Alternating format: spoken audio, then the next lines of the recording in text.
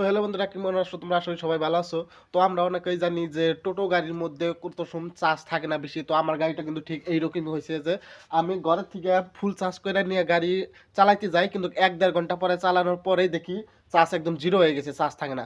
তো এর কারণ হচ্ছে তোমাদের ব্যাটারির মধ্যে ঠিক মতো পানি না ডালার কারণে কিন্তু এই প্রবলেমটা দেখা দেয়। ঠিক আছে, তো ব্যাটারির মধ্যে কিভাবে কি লেভেলের পানি ডালবেন তো সেটাই আমি আজকে শিখাবো।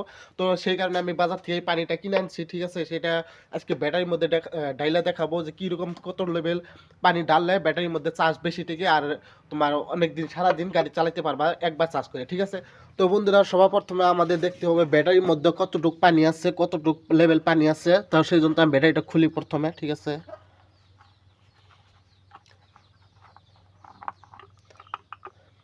তো বন্ধুরা দেখতে পাচ্ছেন এই জায়গায় কিন্তু ব্যাটারি খোলার পরে দেখা যাবো যে দাগ আছে কয়টা। তোমার তোমার ব্যাটারি একটা ওইটা যদি ঢাকা থাকে পানি দিয়ে তাহলে অতটুকু পানি ডালার দরকার নাই, তো অল্প পানি ডালে হবে। তো সবার প্রথমে পানি ডালার নিয়ম কি আমি বলতেছি। তো এই বাজার থেকে ড্রামটা কিনে আনবা, জল তোমার এটা পানি তোমার এটা কিনে আনার পরে তোমার একটা এইরকম গ্লাস লাগবে। ঠিক আছে, যেমন এই যে এরকম একটা গ্লাস লাগবে। বন্ধুরা এই গ্লাসের যতটুক পানি আছে তোমার যতটুক পানি আছে এইটুক পানি যদি এইটার মধ্যে ডালো, ঠিক আছে, তো ঠিক এই লেভেলে এতটুক পানি তোমাদের সবটার মধ্যে কিন্তু ডালতে হবে, না হলে কিন্তু তোমার ব্যাটারি কিন্তু প্রবলেম আসবে।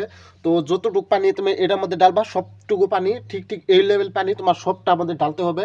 তো যেমন ধরা তো এইটার মধ্যে আধা গ্লাস পানি ডাললা আর কি, তাহলে এটা খুললে তোমার এটার মধ্যে আধা গ্লাস পানি লাগবে, এটার মধ্যে লাগবে, এটার মধ্যে সবটার মধ্যে আধা গ্লাস লাগবে।